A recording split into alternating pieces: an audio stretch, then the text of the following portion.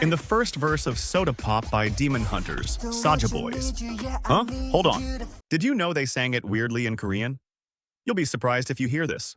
Please listen to it. 마시고 마셔봐도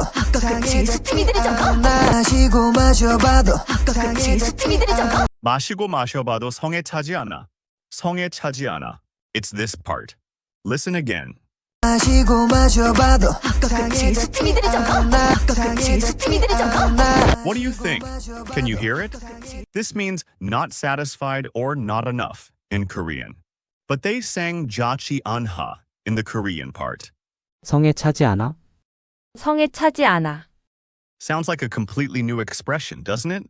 When foreigners speak Korean, this pronunciation, it's really attractive. Even if it's not perfect, it's good to see you working hard. I make this mistake a lot when I speak English.